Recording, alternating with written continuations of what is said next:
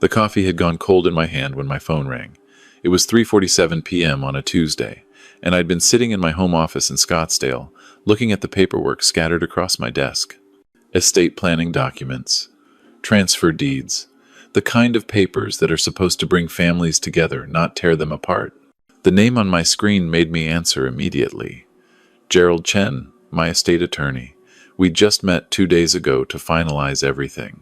Richard, I need you to come to my office right now. His voice was tight, professional but urgent, in a way that made my pulse quicken. And Richard, come alone. Don't mention this call to Michael. My son's name hung in the air between us. What's wrong, Gerald? I can't discuss this over the phone, but I need you here within the hour. This is extremely serious. The drive to his office felt longer than usual, even though it was only 15 minutes through the afternoon traffic. My mind raced through possibilities. A problem with the title, issues with the trust documents, but why the secrecy? Why couldn't I tell Michael? My son, my only child, the person I'd been planning to give everything to. Gerald's receptionist ushered me in immediately, bypassing the waiting room. He stood when I entered, his expression grave. Richard, please sit down. He closed the door behind me. What I'm about to show you. I need you to stay calm. He slid a folder across his desk. Yesterday afternoon, a probate filing appeared in the county system. For your estate. I stared at him. That's impossible. I'm sitting right here. I know. He opened the folder. Your son filed preliminary probate documents 3 days ago, claiming you're mentally incompetent and that he needs emergency guardianship. The room tilted slightly.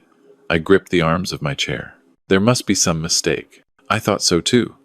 That's why I pulled the full file. He turned the documents toward me. Medical evaluation, doctor's letter, cognitive assessment results, all claiming you have advanced dementia and lack capacity to manage your affairs. I read the doctor's name, Dr. Harrison Mitchell. I'd never heard of him. I've never seen this doctor in my life. I know. I called his office. He confirmed he wrote the evaluation. Gerald leaned forward. Richard, when's the last time Michael took you to a doctor's appointment? He hasn't. I drive myself to Dr. Peterson's office every 3 months for my checkup. Blood pressure, medication, routine stuff. I'm healthy. This Dr. Mitchell specializes in geriatric psychiatry. According to his notes, Michael brought you in 4 times over the past 2 months for evaluation. The diagnosis is progressive dementia with periods of lucidity. My hands were shaking. Gerald, I didn't go to any appointments. I would remember. I believe you. He pulled out more documents. There's more. Michael also filed for immediate power of attorney, submitted requests to access your bank accounts, and began the process to have himself named trustee of your assets, all based on this medical evaluation. I couldn't speak. My throat had closed. Richard, I've known you for 15 years. You're one of the sharpest clients I have. That's why I called you immediately. Someone is trying to take control of your estate while you're still alive and competent. The word felt like a slap. Someone. But Gerald meant Michael. My son. I drove home in a daze. The house looked the same. Same desert landscaping, same red tile roof, same basketball hoop Michael had begged for when he was 12. I'd installed it myself, teaching him to shoot free throws on summer evenings. That memory felt like it belonged to a different life now. Michael's car was in the driveway. He and Amanda had been living in my guest house for the past 8 months. Temporary, he'd said. Just until they found the right place. I'd been happy to have them close. After Sarah died 3 years ago, the main house felt too empty. I sat in my truck for a long moment, engine off, trying to steady my breathing. Stay calm. Don't confront them yet. I needed to understand what was happening before I did anything. Inside, I found them in the kitchen. Amanda was making dinner, and Michael sat at the counter with his laptop. They both looked up and smiled when I entered. Normal. Everything looked completely normal. Hey, Dad, how was your day? Michael asked. Fine. Just running errands. The lie felt strange on my tongue. When had I started lying to my son? Amanda's making her famous lasagna tonight. You eating with us? I looked at them both. Amanda's perfectly styled blonde hair, her designer workout clothes. Michael in his golf polo, expensive watch catching the light. They looked successful, happy. Like a perfect young couple. Like people who couldn't possibly be trying to steal everything I'd spent 40 years building. Actually, I'm not feeling great. Think I'll just grab something light and turn in early. Amanda's expression shifted to concern. Are you okay?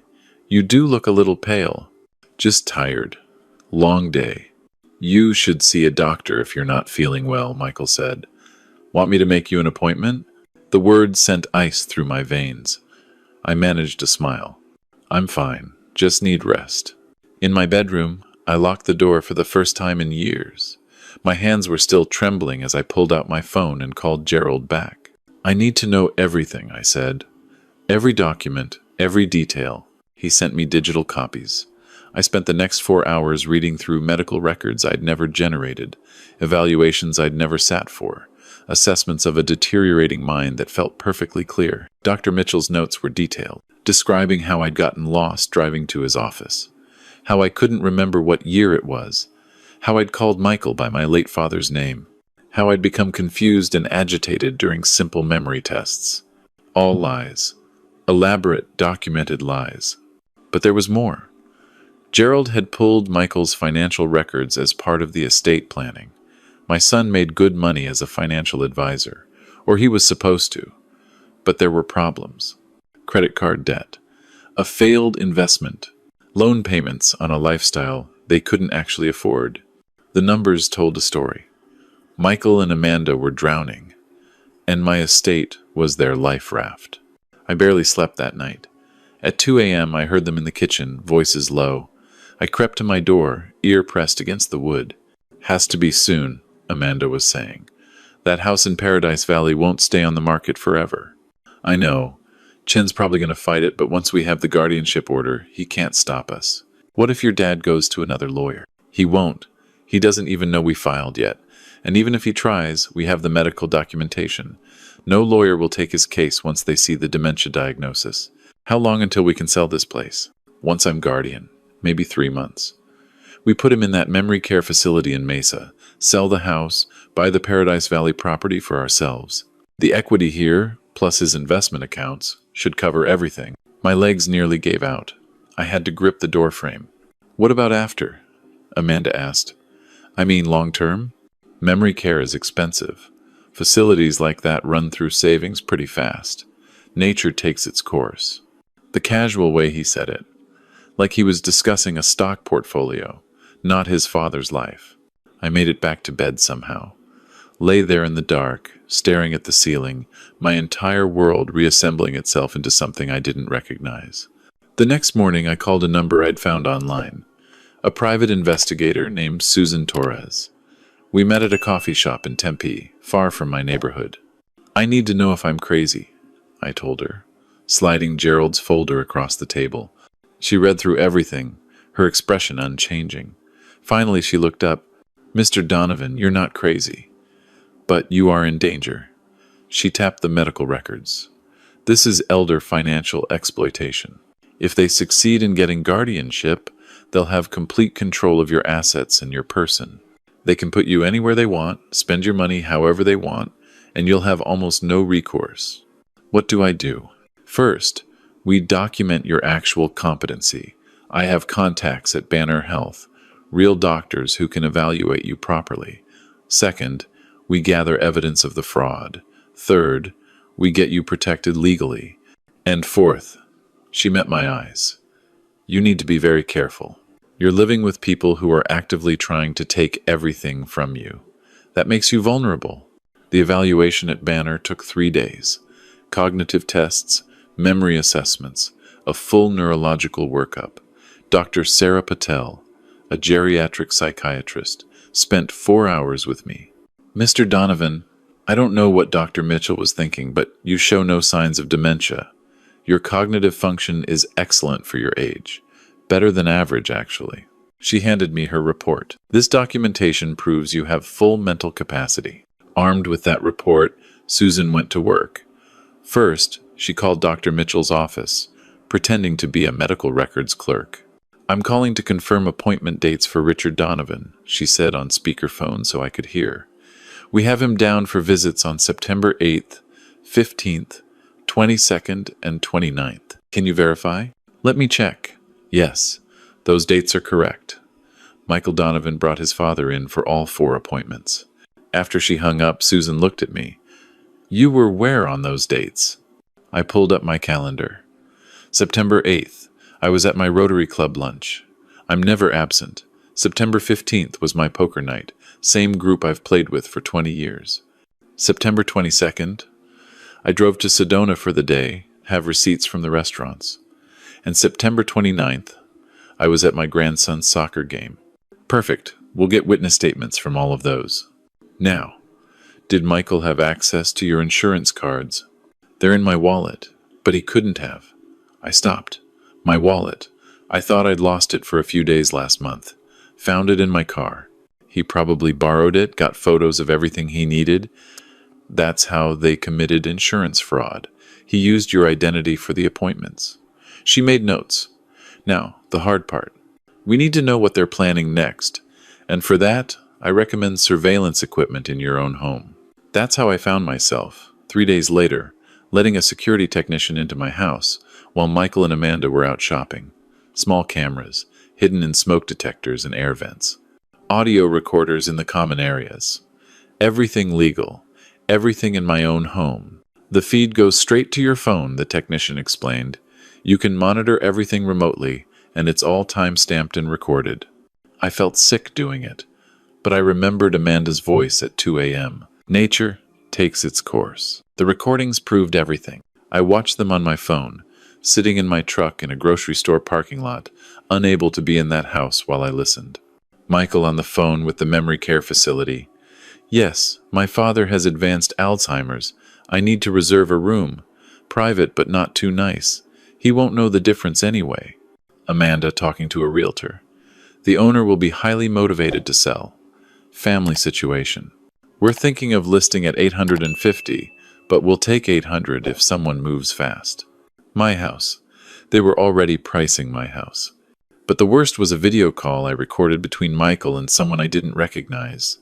A lawyer, apparently. The guardianship hearing is set for October 18th, the man said. I've reviewed the medical documentation. It's solid. The judge will almost certainly grant emergency guardianship given the dementia diagnosis. And then I can make all decisions? Michael asked. Medical, financial, residential, complete control. Your father becomes a ward of the state, with you as guardian. What if he fights it? Mr. Donovan, he has documented dementia. His protests will actually help our case. The disease often makes patients paranoid and combative. If he claims we're lying, it just proves the diagnosis. Michael laughed. That's almost too perfect. I saved every recording, backed them up to 3 different cloud services. And then I called Gerald. We're going nuclear, I told him. I want to file charges. I want them prosecuted. And I want them out of my house. Gerald connected me with a criminal attorney, Maria Santos. We met in her office the next day. I brought everything. Dr. Patel's competency evaluation, Susan's investigation report, the surveillance footage, the fraudulent medical records, my alibis for the appointment dates. Maria watched the recordings, her expression hardening. Mr. Donovan, this is elder abuse, insurance fraud, identity theft, and attempted financial exploitation. We're talking multiple felonies. She looked up at me. If you pursue this, your son will likely go to prison. I understand. There's no going back once we file. Are you certain? I thought about 8-year-old Michael, gap-toothed and proud, showing me the trophy from his first science fair. I thought about teaching him to drive, watching him graduate college, dancing with him at his wedding. And then I thought about his voice on that recording. Nature takes its course. I'm certain. We filed a police report the next day. Detective James Morrison from the Scottsdale Police Department took my statement. By the end of the week, they'd obtained warrants. I wasn't there when they arrested Michael.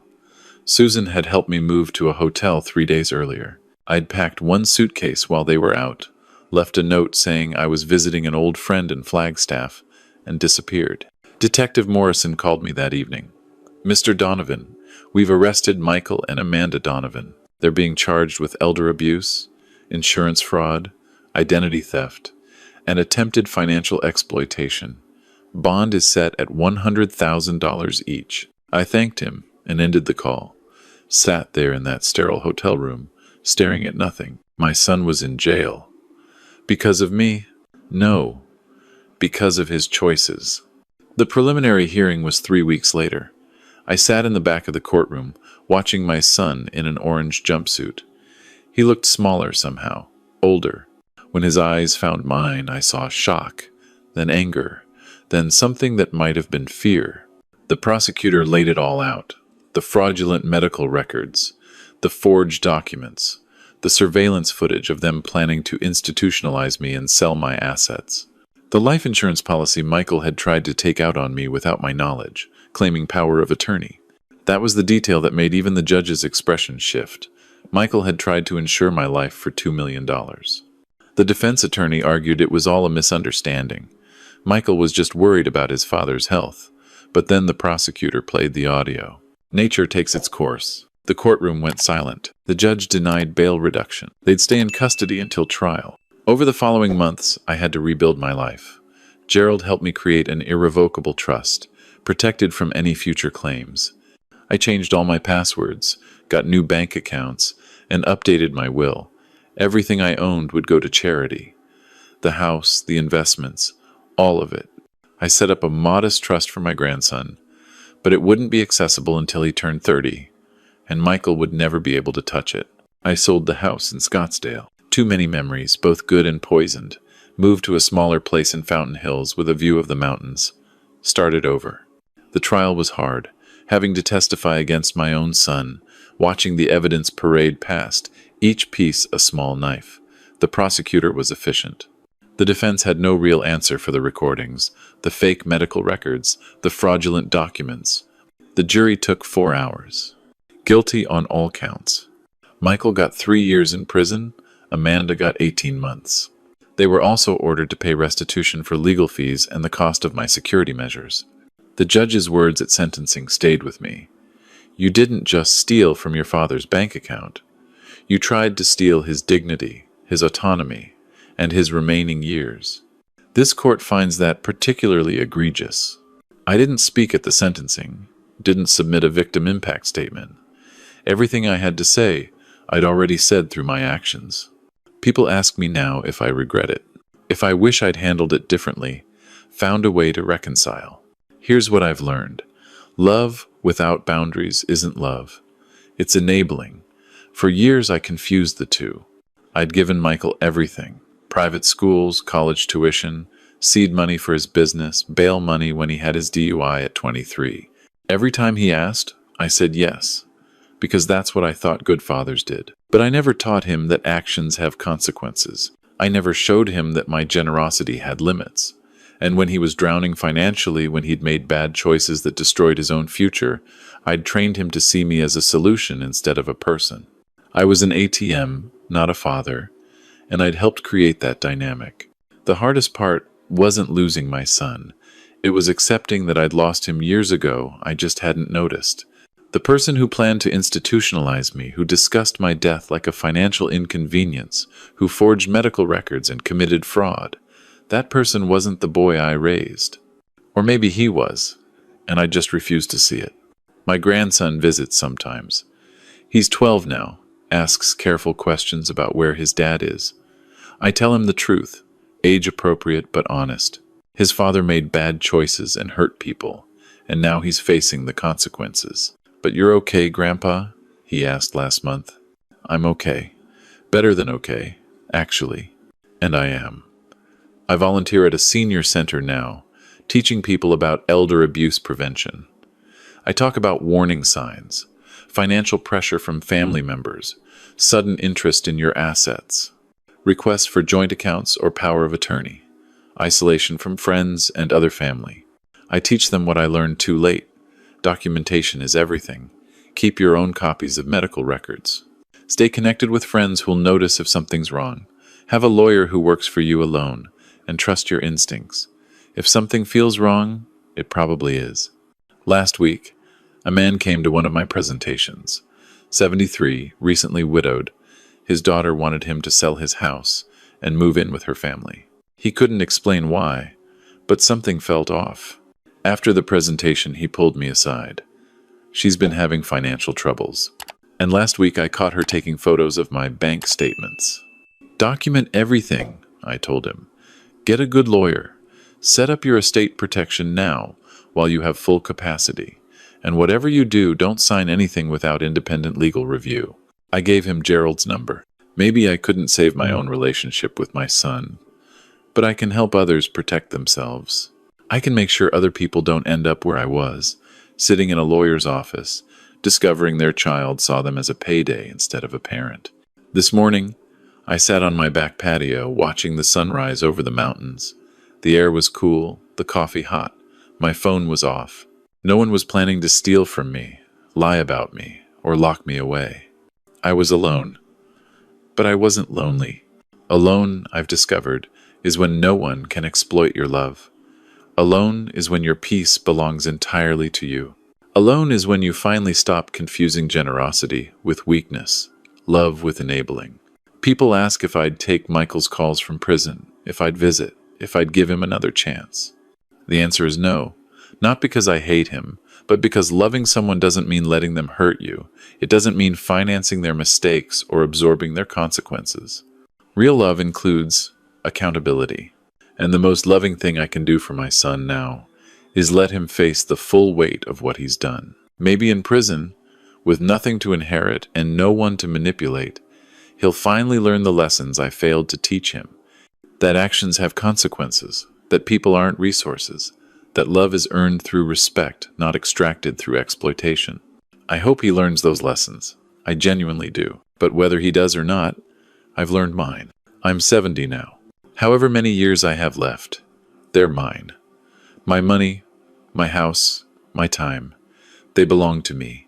And when I die, they'll go to organizations that help vulnerable seniors, that teach financial literacy, that investigate elder abuse. My legacy won't be a house some con artist children sell within weeks of my death. It won't be a bank account drained dry while I'm still breathing. My legacy will be the seniors I help protect, the people who attend my presentations and learn to set boundaries, the families who communicate honestly instead of viewing their parents as retirement plans. Last week, I got an email from that 73-year-old man. He'd met with Gerald, set up a trust. His daughter had stopped talking to him when she realized she wouldn't be inheriting the house. "Thank you," he wrote. "You saved my life." I didn't save his life. I just helped him save his own. That's all any of us can do. Protect ourselves. Set boundaries. Choose peace over people who see us as paychecks. The sun is fully up now, and I have plans today. Breakfast with my Rotary group. A matinee movie. Dinner at that new Italian place downtown. Small things, simple things. Things I choose because I want to, not because someone needs me to finance their dreams. Freedom, it turns out, is a choice. And sometimes choosing yourself isn't selfish. Sometimes it's survival.